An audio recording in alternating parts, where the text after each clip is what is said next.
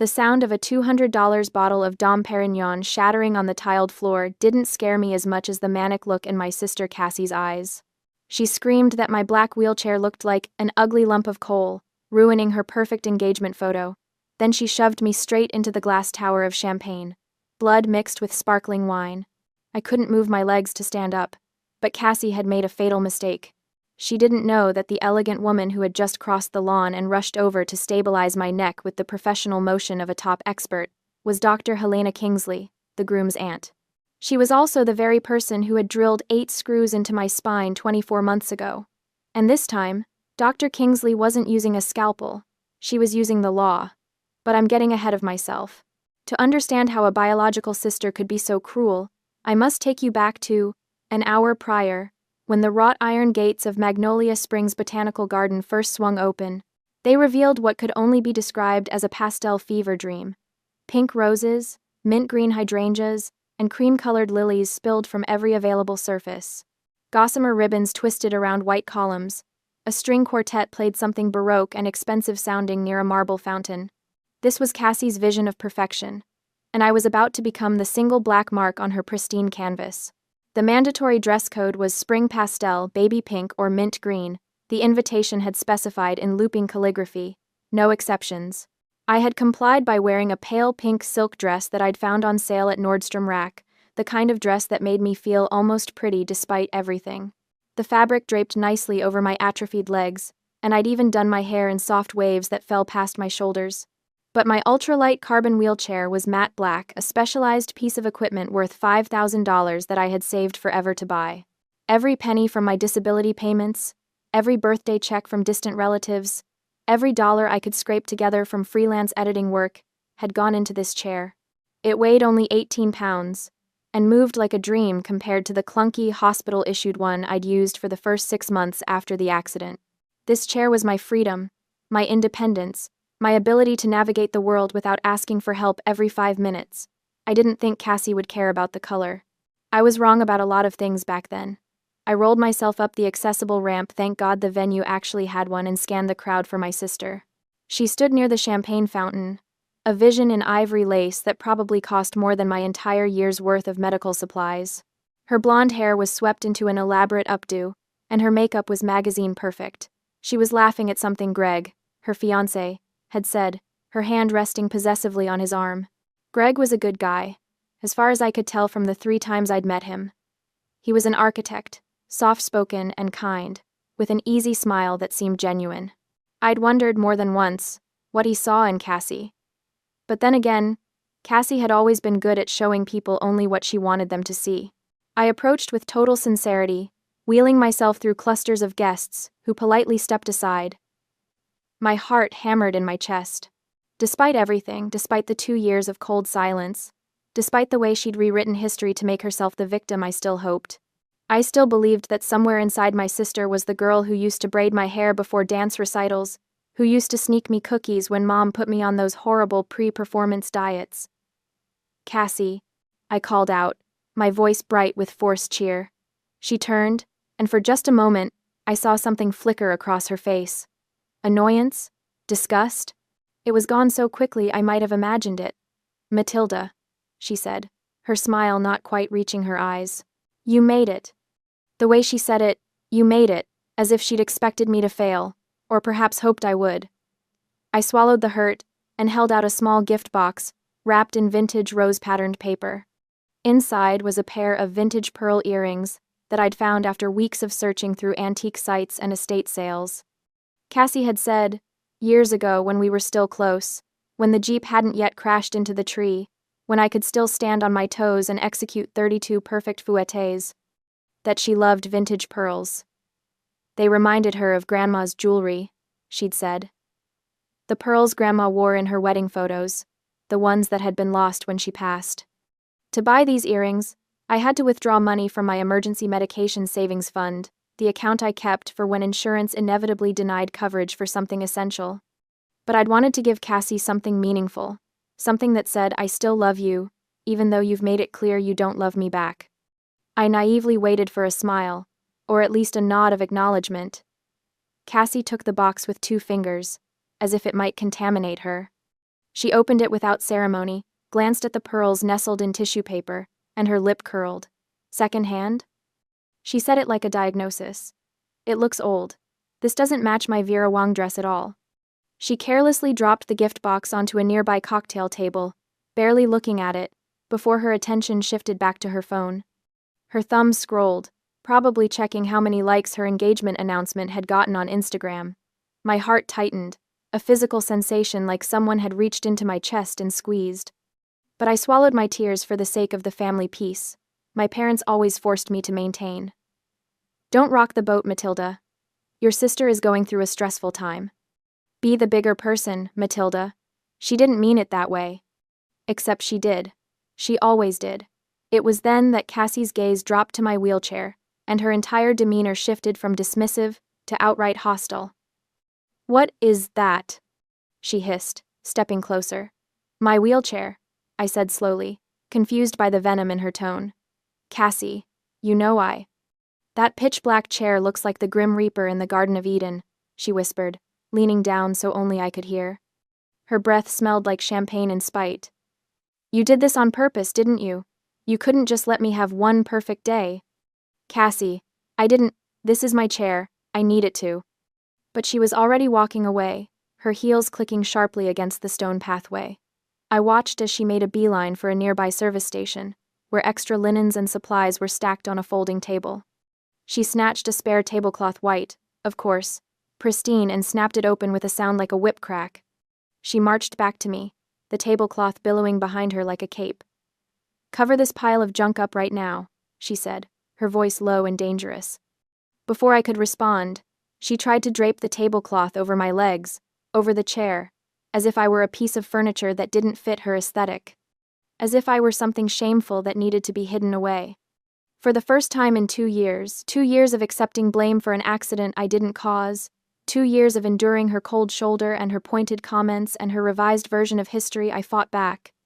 I grabbed the tablecloth and pushed it away. No. Such a small word. Such enormous consequences. Cassie's face went red, blotchy patches appearing on her neck and cheeks. She yanked the tablecloth back and stormed away, but not before I heard her mutter, "Ungrateful bitch." For the next hour, I watched from the periphery, as Cassie worked the crowd, her charm turned up to maximum wattage. I watched her whisper to guests, watched them glance in my direction with expressions ranging from pity to suspicion. I knew what she was doing, I'd seen her do it before. She was controlling the narrative, getting ahead of whatever story might emerge from our interaction. Later, I would learn exactly what she'd been telling people, that I had Munchausen syndrome, that I just loved sitting in that wheelchair for pity, but I was actually fine. That the accident from 2 years ago, the accident she caused while driving the Jeep and texting her ex-boyfriend before hitting a tree, wasn't nearly as bad as I made it out to be. That I was dramatic, attention-seeking, jealous of her happiness. She was using my tragedy to paint me as a liar in everyone's eyes. And the worst part? Some of them believed her. The engagement party continued around me like I was a rock in a stream, guests flowing past, occasionally glancing over, mostly pretending I wasn't there. I parked myself near the rose garden, away from the main festivities, and watched my sister float from group to group like some kind of pastel butterfly. Greg caught my eye once and started to come over, but Cassie intercepted him smoothly, threading her arm through his and redirecting him toward an elderly couple near the fountain. I wondered if he knew. If she'd told him the real story about the accident, or if he'd gotten the sanitized version, the one where I was the reckless one, the drunk one, the one who'd ruined everything. About an hour after the party started, a photographer appeared, some hipster guy with a man bun and expensive equipment. He started setting up near the main stage area, a raised platform decorated with what must have been $1,000 worth of peonies. "Family photos," Cassie announced, her voice cutting through the string quartet. "Everyone gather round." I stayed where I was. Maybe if I remained still enough, small enough, she'd forget about me. No such luck. Cassie's eyes found me across the lawn. She gestured impatiently, her smile fixed and frozen. I wheeled myself over slowly, dreading whatever fresh humiliation awaited. The rest of the family was already assembling, mom and dad looking uncomfortable in their dressy clothes, Greg's parents looking wealthy and vaguely confused, various aunts and uncles and cousins filling in the gaps. And there, at the far left of the formation, sat a large, pink-ribboned banquet chair, the kind with a straight back and armrests, the kind that requires core strength and balance to sit in safely. The kind I absolutely could not use. "Matilda," Cassie said sweetly, her public voice dripping with artificial warmth. "Move the wheelchair somewhere else. Sit on that chair. I want this photo to be uniform." Everyone was watching. The photographer had his camera up, ready to shoot. Mom was making her "please don't cause a scene" face. Dad was staring at his shoes. "Cassie," I said quietly, trying to keep my voice steady. "You know I have a T10 spinal injury. I don't have the core balance to sit on a regular chair. I'll fall." I'd explained this before, countless times over the past 2 years. A T10 complete spinal injury means I have no sensation or movement from approximately my belly button down. No abdominal muscles to hold myself upright. No ability to catch myself if I start to tip. Sitting in a regular chair without support was like asking someone to balance on a tightrope with no pole theoretically possible for about 5 seconds before physics and gravity won. Cassie's smile didn't falter, but something dark and ugly flashed in her eyes. "You're just good at ruining things," she said, her voice still sugary for the benefit of the crowd, but with an edge sharp enough to draw blood. Then, leaning closer, she whispered, "You're jealous because I'm getting married and you're a cripple, right?"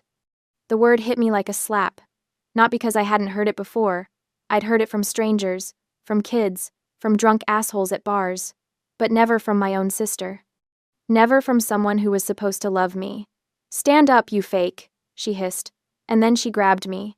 The action happened so fast it completely surprised me. Cassie used both hands to grip me under my left armpit and yanked upward with a strength I didn't know she possessed. The jerk was violent, unexpected, pulling me up and forward at an angle that immediately threw off what little balance I had. My hands scrambled for the armrests of my chair but found only air. The world tilted sickeningly. In her fury and her haste, Cassie stepped on the hem of her own long dress. I saw her stumble, saw her arms windmill as she fought to keep her own balance. Her grip on me loosened and then released entirely as she dodged backward, trying not to fall. She caught herself, took a step back, regained her balance with the grace of someone who still had full control of their body. I wasn't so lucky. My lower body was immobile, dead weight that I couldn't control or compensate for. The momentum from her pull launched me forward. I had no leg muscles to brace with, no core strength to right myself. I was falling, and there was nothing I could do to stop it. The champagne tower was directly in front of me.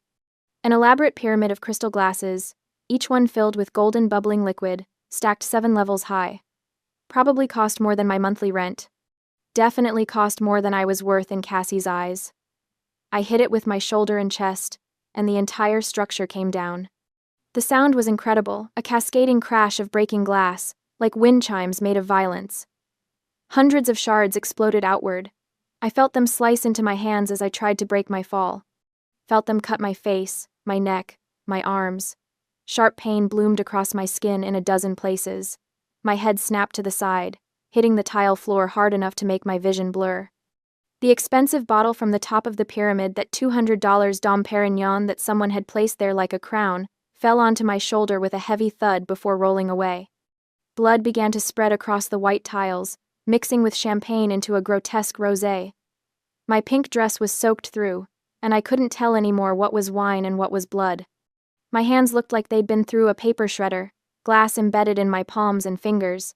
The entire garden went dead silent. No music, no chatter. Just the sound of champagne still dripping from the edge of the platform, and my own ragged breathing. I lay there, unable to move, afraid to move. My neck hurt. My head was ringing. And somewhere above me, I heard Cassie's voice, high and hysterical. "Oh my God! My $5,000 dress. You ruined my party." Not, "Are you okay?" Not, "Someone help her. Stand up right now." I couldn't see her. My angle on the floor gave me a view of mostly chair legs and horrified faces, but I could hear her perfectly. Could hear the absolute lack of concern, the narcissistic focus on herself, on her party, on her dress. Someone gasped. Several people started to move forward, to help, but a voice cut through the chaos like a knife. "Stand still, don't anyone touch her." The voice was female, authoritative, The kind of voice you obeyed without question. Through my blurred vision, I saw a woman drop her Gucci handbag onto the grass and push past a waiter. She moved with purpose, with the confidence of someone who knew exactly what to do in an emergency. She knelt beside me in the puddle of wine and blood, not caring about her elegant cream-colored pantsuit. Her hands were gentle but firm as she placed them on either side of my head, stabilizing my neck in the standard medical C-spine technique. "Listen to me carefully," she said, her voice calm and professional. "Don't try to move. Don't turn your head. I'm going to hold you steady until the paramedics arrive." I knew that voice.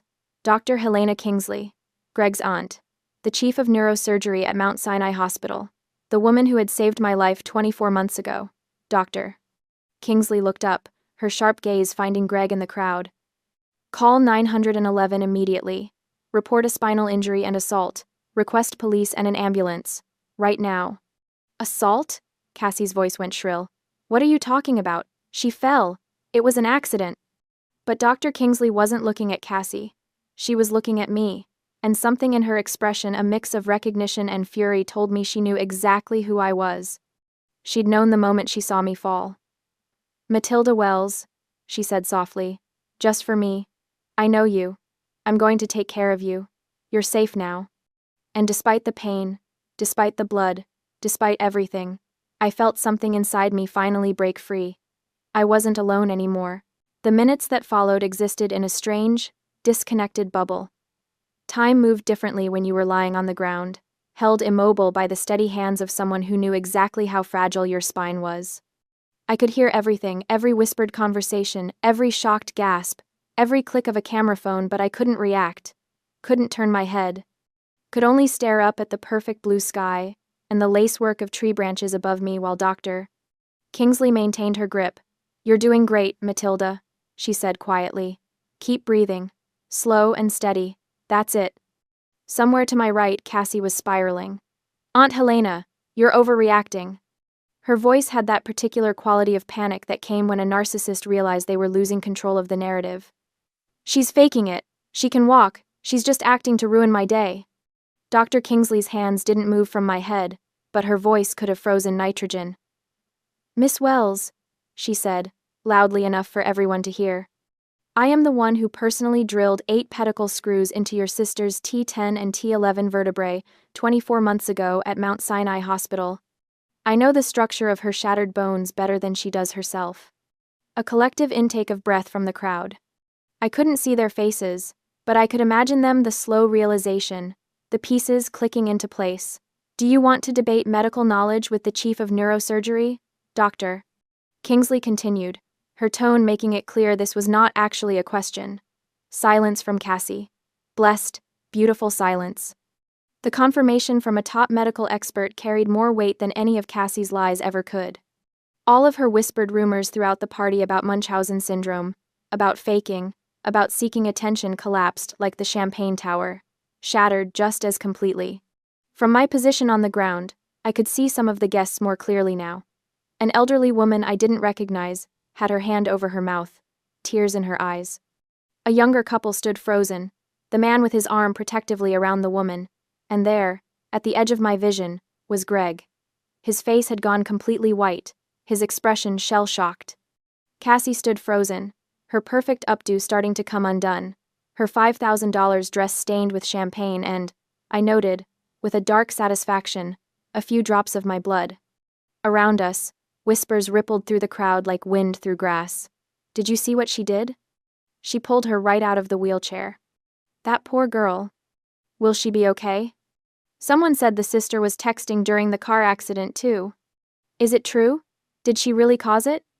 As for me, lying there amidst the pain and chaos, glass still embedded in my skin, blood drying sticky on my face, I thought, I'm still alive. How could it get any worse? It was almost funny, in a dark way. Surviving a horrific Jeep crash that had killed my ballet dreams and my future, that had left me with 8 screws holding my spine together and no feeling below my waist, had given me a certain calmness. An absolute experience in sensing survival. I'd already faced the worst thing I could imagine. Everything after that was just details. But this public revelation, this exposure of Cassie's true nature, this was something new. something that felt almost like justice. The sound of sirens cut through the garden, growing louder. Within minutes, paramedics were surrounding me, their movements efficient and practiced. They worked in tandem with Dr. Kingsley, who gave them a rapid-fire assessment of my condition and medical history. T10 complete. Hardware in place. Recent trauma to the head and cervical spine. She rattled off. Multiple lacerations. Possible concussion. I want her in a collar and on a backboard. And someone call ahead to County General. Tell them Helena Kingsley is accompanying the patient, and I want imaging immediately. The paramedics didn't question her. When a neurosurgeon gave orders, you followed them. They applied a rigid neck brace, carefully rolled me onto a backboard, and secured me with straps. Every movement sent fresh waves of pain through my cuts, but I bit my lip and stayed quiet. I'd had worse. I'd survived worse. As they lifted me onto the stretcher, I finally got a full view of the scene. The demolished champagne tower, the blood-soaked tile, the scattered shards of crystal catching the afternoon sun like diamonds. And the guests, at least 50 of them, all staring with varying expressions of horror, pity, and morbid fascination. This was supposed to be Cassie's perfect day, her moment in the spotlight. Instead, it had become her exposure. 2 police officers had arrived with the ambulance, and I watched as they approached Cassie. One of them, a woman with her hair pulled back in a severe bun, pulled out a notepad. "Ma'am, we need to ask you some questions about the incident." Cassie's face was a mask of barely contained panic. "It was an accident. I was just trying to help her sit down for the photo. She's my sister. I would never." I saw what happened. The voice came from an older man in a gray suit, someone I recognized vaguely as one of Greg's business associates. He stepped forward, his expression grave. I was standing less than 2 meters away. He said, his voice clear and firm, "My name is Lucas Chambers. I clearly saw her." He nodded toward Cassie. "Use both hands to grab her sister and pull hard with intent. That was not accidental or a slip of the hand. She deliberately caused this girl to fall. That is assault." The testimony of this independent witness was ironclad evidence. An unbiased observer, a respected businessman, someone with no reason to lie and every reason to stay out of family drama. His words carried the weight of truth.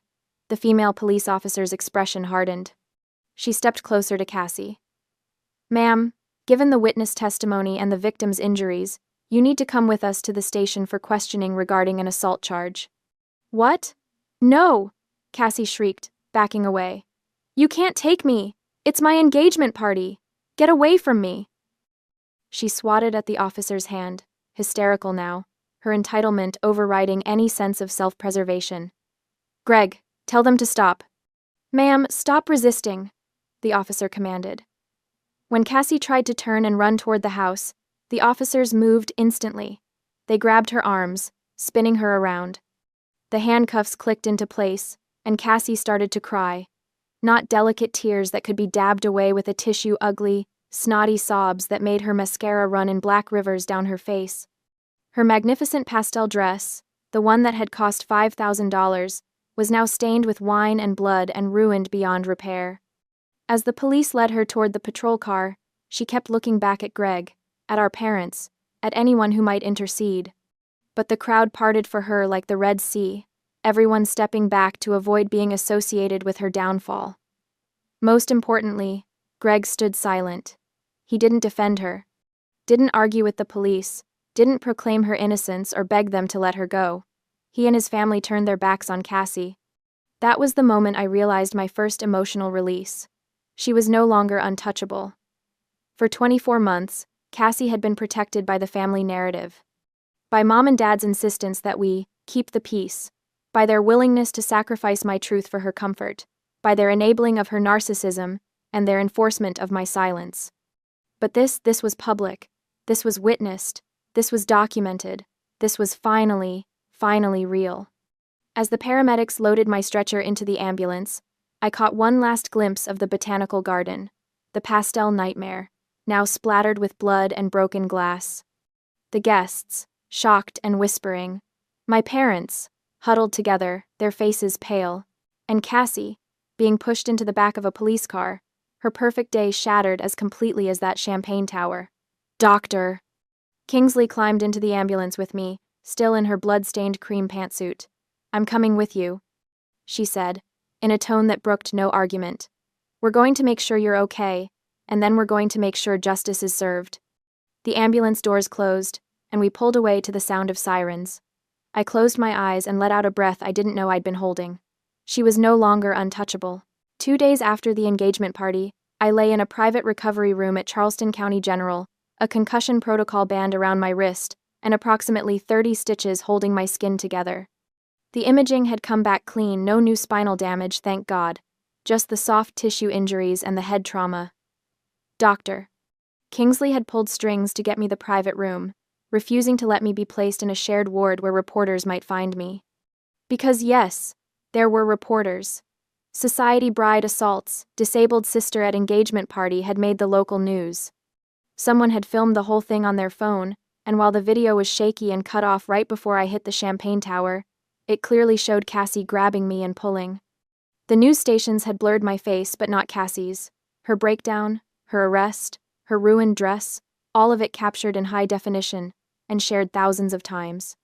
The story had everything: wealth, family drama, a disabled victim, and a villain in an expensive dress. The internet was having a field day. I should have felt vindicated, triumphant. Something. Instead, I mostly felt tired. The hospital room door opened, and I expected a nurse. Instead, Greg walked in, looking like he hadn't slept in days. His suit was wrinkled, his hair uncombed, and he had the kind of haunted expression that came from having your entire worldview shattered. "Matilda," he said, his voice hoarse.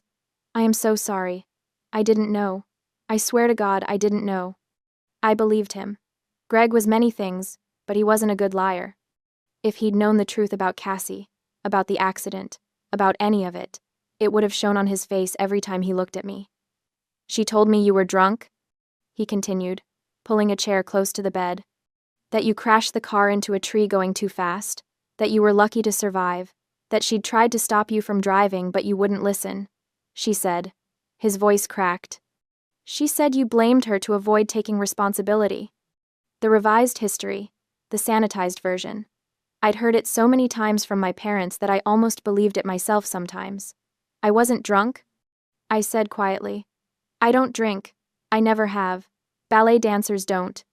"I know that now," Greg said. "I know a lot of things now." The door opened again, and this time it was Dr. Kingsley, carrying a manila folder. She'd changed out of her ruined pantsuit and into fresh clothes, but she still looked like she was ready for battle. "Greg," she said, nodding at her nephew. "Good, you're here. Matilda, I have something to show both of you." She opened the folder and pulled out several pages. Medical records, I realized. The ones from my original surgery. 24 months ago. "Doctor," Kingsley began, her voice taking on the clinical tone of someone presenting evidence, "I performed an emergency spinal fusion surgery on Matilda Wells. She was brought in by ambulance after a single-car accident. The vehicle, a Jeep Wrangler, had hit a tree at approximately 40 miles per hour. She handed one page to Greg. "This is the toxicology report. It shows Matilda's blood alcohol level at the time of the accident." Greg read it, his eyes widening. 0.0, completely sober. The police report indicated that the driver, Cassandra Wells, had been texting while driving. She lost control on a curve. "Doctor." Kingsley's expression was carved from ice. Matilda was in the passenger seat. She never touched the wheel. "Wait," Greg said. "Cassie was driving?" "Cassie was driving," I confirmed. "She was texting her ex-boyfriend, the one before you. They were having some kind of fight about whether they were really broken up or just on a break. She kept looking at her phone instead of the road. I told her to stop, to pull over, but she said she had it under control." The memory was crystalline, preserved in perfect detail. The blue glow of the phone screen, Cassie's thumb typing furiously, my own voice saying, "Cass, please, watch the road." The sickening lurch as the wheels left the pavement, the tree getting bigger and bigger in the windshield, and then nothing but pain and sirens and the knowledge that my life as I'd known it was over. "Why didn't you tell anyone?" Greg asked, his voice barely above a whisper. "I tried," I said. "When I first woke up after surgery, I told my parents what happened. They said..." I stopped. swallowed hard. They said it would ruin Cassie's life if people knew she'd caused it. They said the insurance would sue her, that she might go to jail, that I needed to protect my sister. They convinced me to say I'd been driving, that I'd lost control. Jesus Christ, Greg muttered.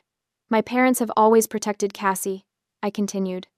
When we were kids, it was small stuff. She'd break something, blame me, and they'd believe her. As we got older, it got worse. She'd steal money from my wallet, lie to my friends, sabotage my dance auditions by hiding my shoes or telling me the wrong time, but they always made excuses for her. She was stressed. She didn't mean it. I was being too sensitive. Dr. Kingsley closed the folder with a sharp snap. What Cassie did at that engagement party was assault. What your parents did 24 months ago was coercion and insurance fraud. The statute of limitations hasn't run out on either. Greg looked like he might be sick. I almost married her.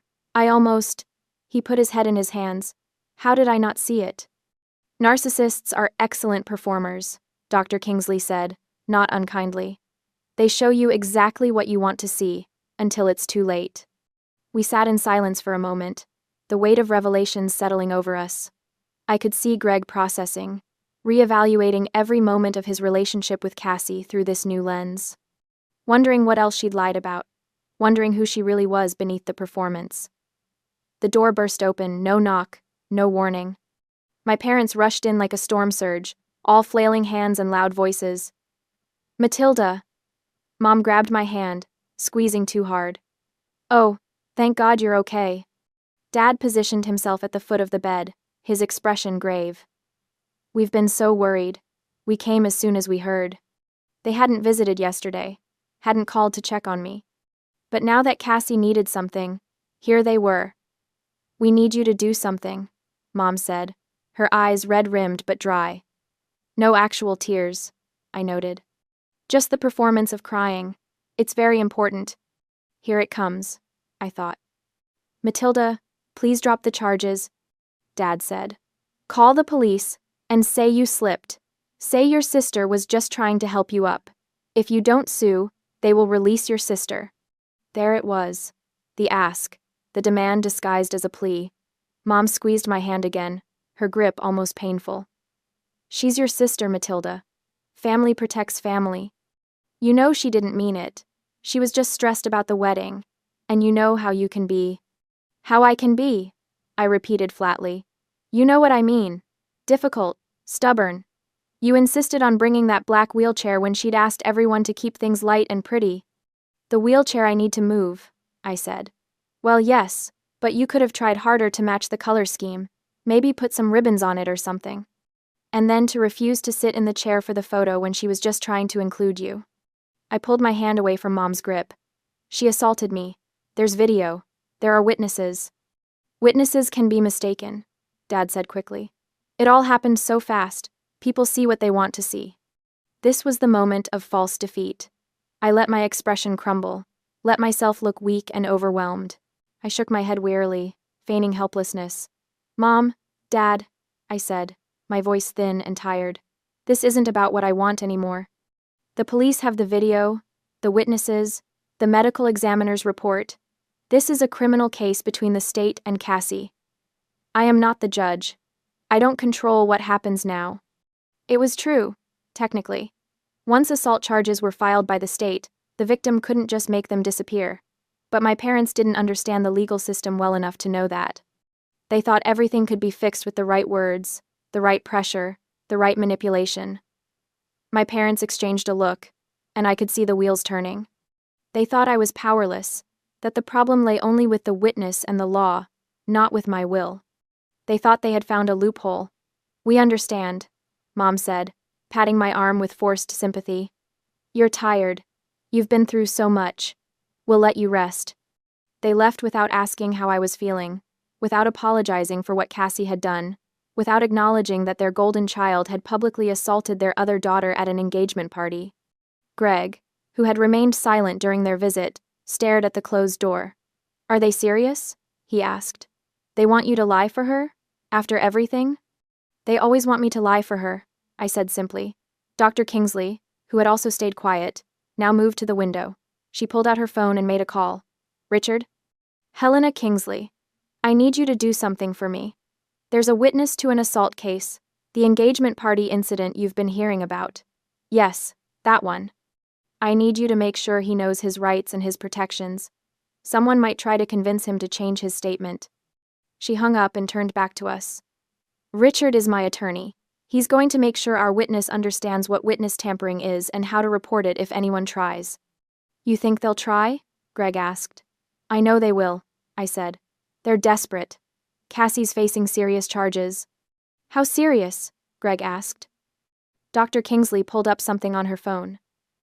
Assault and battery causing bodily harm to a disabled person. That's an aggravating factor. With the video evidence, the witness testimony, and Matilda's documented injuries, the prosecutor is talking about a potential 10-year sentence. Greg went pale. 10 years? She pushed a paraplegic woman into a tower of glass. Doctor? Kingsley said coldly. She could have killed her. She could have severed Matilda's spinal cord completely. 10 years is appropriate. Silence settled over the room. I closed my eyes, feeling the weight of exhaustion pulling me under. The painkillers they'd given me were making everything soft and fuzzy around the edges. Rest, Dr. Kingsley said gently.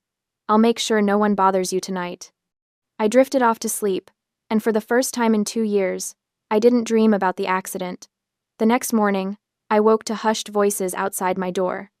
I recognized my father's tone, aggressive, demanding, and a calmer voice responding. I couldn't make out the words, but after a few minutes, Dad's voice faded away. Greg appeared in the doorway looking grim. Your parents were here, he said. The security guard sent them away. Dr. Kingsley left instructions that only approved visitors could come in. What did they want? To talk to me, Greg said. He pulled up a chair and sat down heavily. Matilda, they asked me to do something unconscionable. I waited. They want me to convince the witness to change his story. The man who saw Cassie grab you, his name is Lucas Chambers. He's a business partner of mine. Your parents somehow found out about our connection. Greg's hands were clenched into fists. They asked me to talk to him, to suggest that maybe he'd been mistaken about what he saw. That maybe he'd been too far away to really tell. That maybe it would be better for everyone if he just said he wasn't sure anymore. And? I asked, though I already knew the answer. I told them to get the hell out of my sight. Greg said. Do they understand what they were asking me to do? That's witness tampering. That's a federal felony. I could lose my license, my career, everything. He looked at me with something like horror. I didn't realize your entire family was this rotten. Not my entire family, I said quietly. Just most of it. Greg stood up and started pacing. I've already called Lucas. Warned him that someone might try to contact him and pressure him to change his statement. He's furious. He's talking about filing harassment charges if they try. They will try, I said. They'll find a way. They always do. But even as I said it, I felt a small spark of hope, because this time, they were trapped. This time, there were too many witnesses, too much evidence, too many people who knew the truth. This time, their usual tactics wouldn't work. They had taken the bait. They had just single-handedly drowned their last hope. Greg left around noon, promising to return later with real food because hospital food is criminal. Doctor. Kingsley stopped by to check my stitches and declare me healing nicely, which in doctor speak meant I looked like I'd lost a fight with a blender but wouldn't die from it. I was alone, staring at the ceiling and contemplating the strange turns life takes, when my phone rang. Unknown number. Miss Wells? This is Jennifer Hart from Hartwell and Associates. I'm the attorney who's been assigned to your case. My case? The assault case against your sister, Cassandra Wells. I wanted to touch base with you about the proceedings and discuss some developments. I sat up straighter, ignoring the pull of stitches. What kind of developments? Your sister's defense attorney reached out this morning. They'd like to negotiate a plea deal. My heart started pounding. What kind of plea deal? They're concerned about the strength of the prosecution's case. The video evidence is damning, the witness testimony is solid, and the aggravating factors assault on a disabled person, causing serious bodily injury, mean your sister is looking at significant prison time, if this goes to trial. How much time? The prosecutor is confident they can get 10 years, maybe more, given the public nature of the assault and the clear premeditation. 10 years. A decade of Cassie's life. She'd be 41 when she got out. Middle-aged. Her youth, her beauty, her prime years all spent in a cell. I should have felt triumphant. Vindicated. Instead, I felt complicated. What are they offering? I asked. If you agree to submit a victim impact statement requesting leniency, and if you're willing to tell the judge that you believe your sister can be rehabilitated, they're willing to plead guilty to a reduced charge, aggravated assault, instead of assault with intent to cause serious bodily harm. With your statement and a guilty plea, she'd likely serve 2 years. Maybe less with good behavior. 2 years instead of 10. Still prison, still consequences, but not life-destroying. There's a catch, miss. Hart continued. They want restitution.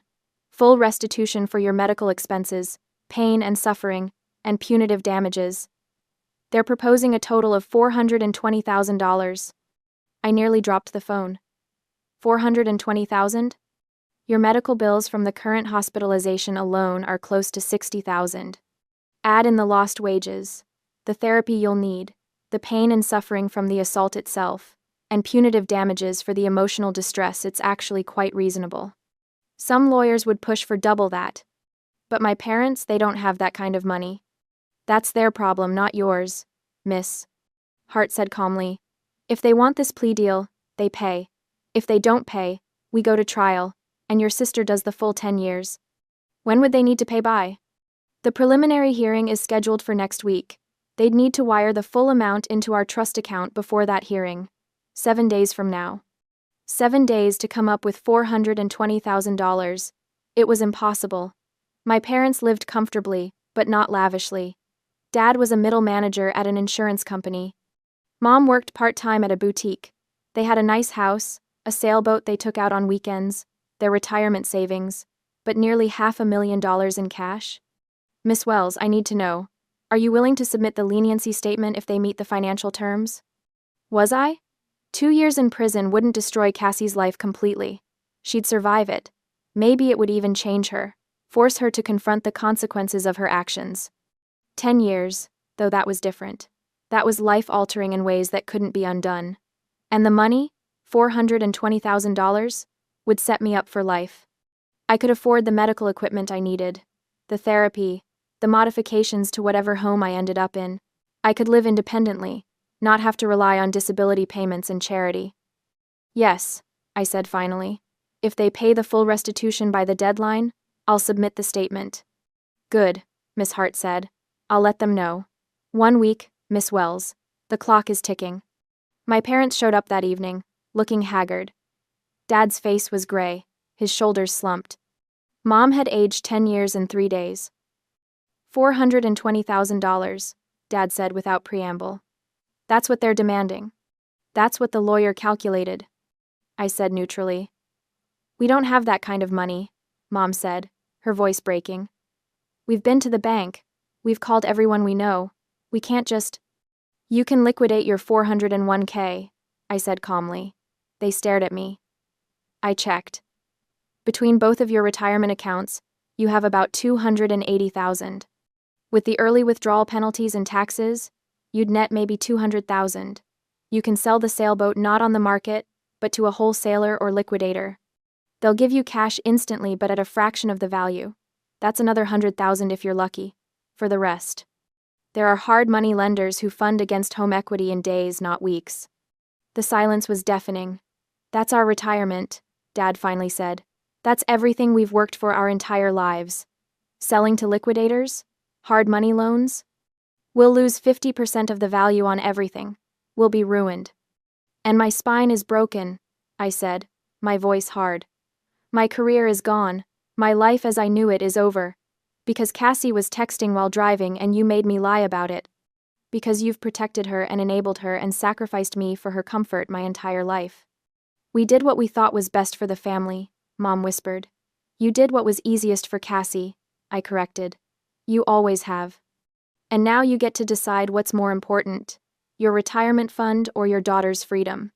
Dad's face went red. You're really going to do this? You're really going to destroy your own family? I'm not destroying anything, I said. Cassie destroyed this family the moment she grabbed me and threw me into that glass tower. I'm just refusing to lie about it anymore. You pay the restitution. I sign the leniency statement. Cassie does 2 years instead of 10. Everyone walks away. Everyone except us, Dad spat. We'll have nothing. No retirement, no savings, no boat. You'll have your house and your jobs and your health, I said. That's more than Cassie left me with. Mom started crying real tears this time, not the performed ones. How can you be so cruel?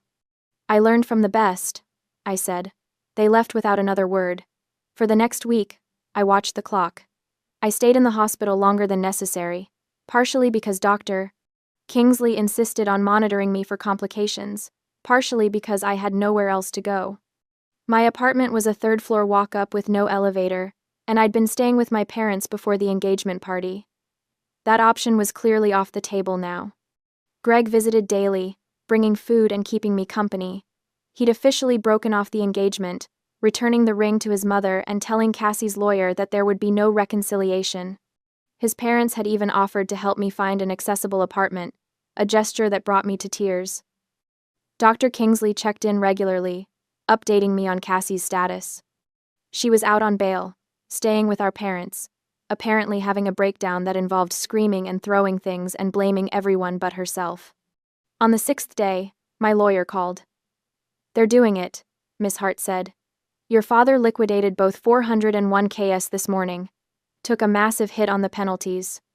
They also drove the sailboat to a marine salvage dealer. They practically gave it away for immediate cash fire sale price. And they signed papers with a high-interest lender this afternoon for the gap funds. Will they make it? If the wire's clear? Barely.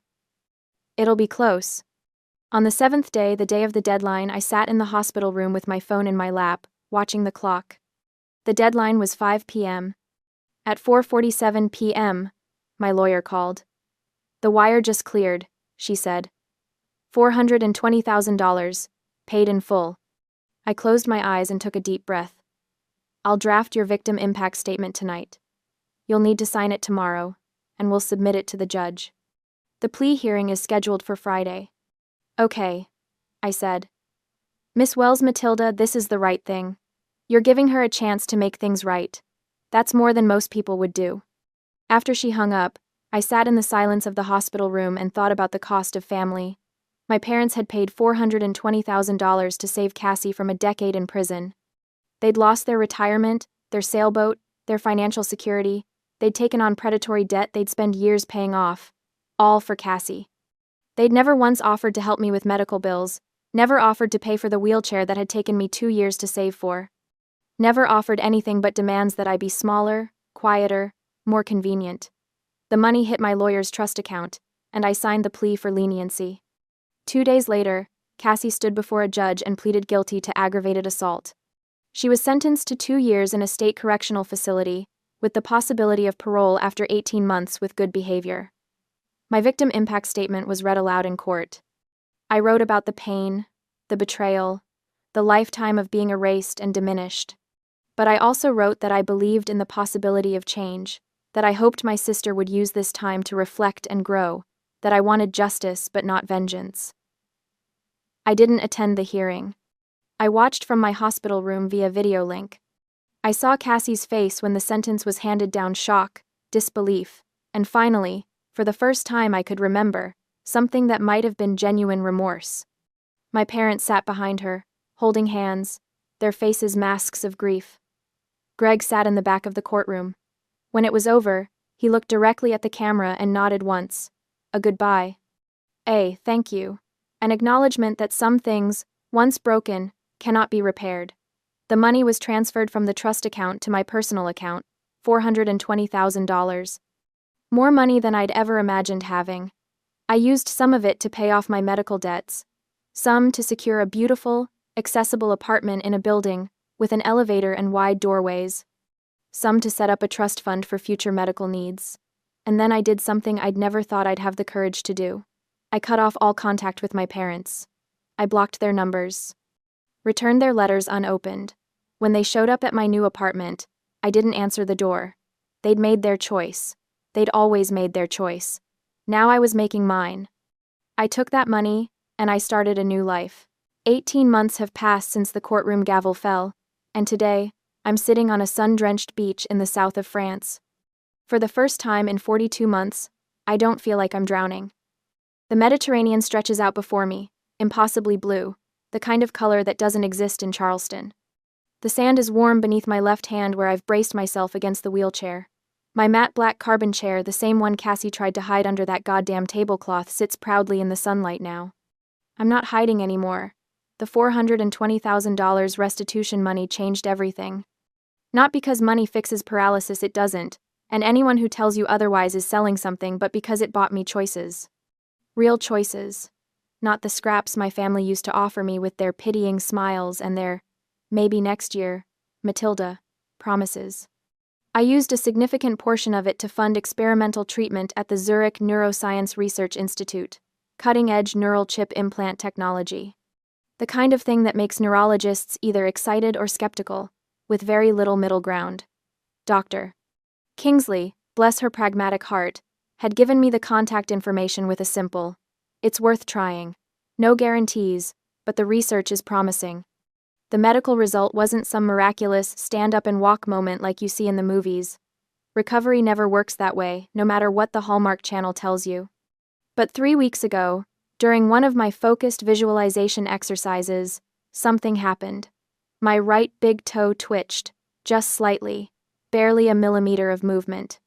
But I felt it, a tingling current of electricity that ran down my calf, following neural pathways that had been dark and silent for 42 agonizing months. The first real sensation, below my T10 injury since the Jeep rolled. I had stared at my foot for a full minute, convinced I'd imagined it. Then I did it again, and again. Each time, that tiny twitch, that whisper of reconnection between my brain and my body. Matilda, did you see that? Mari, the 35-year-old woman sitting in the beach chair next to me, had been watching during one of my exercises yesterday. When my toe moved, she screamed in delight, launching herself out of her seat to grab my shoulders. She hugged me so tightly I couldn't breathe, crying even louder than I was. Mari, my found family. I met her at the Research Institute in Switzerland. She'd been volunteering there, helping patients navigate the foreign medical system, translating German medical jargon into understandable English, and generally being the kind of human that restores your faith in humanity. She told me she'd cared for her paralyzed sister for 10 years before she passed away from complications. When she met me, Mari said I reminded her of her sister. Same stubborn determination, same dark humor about our circumstances, same refusal to be defined by our limitations. For me, Mari filled a void I didn't even know how desperately I needed filled. She became the caring, understanding, protective sister I never had, the sister Cassie could never be. My phone vibrates in the bag hanging off my wheelchair. I almost ignore it. I've gotten good at ignoring things that don't serve me, but something makes me check. An email from Mom. The subject line is empty, but there's an attachment. A photo of a handwritten letter. My stomach tightens as I open it. The handwriting is Cassie's, still that perfect Catholic school cursive, even after 2 years in prison. She was released early last week for good behavior. According to Mom's brief message, Cassie refused to move back in with our parents. Instead, she found a small town somewhere in the Midwest, got a job as a server at a bakery, and rents a tiny apartment above a hardware store. The letter itself is short. Matilda, I'm sorry for taking your legs and your life's dream. I don't expect you to forgive me. The days in prison helped me understand how terrible I was.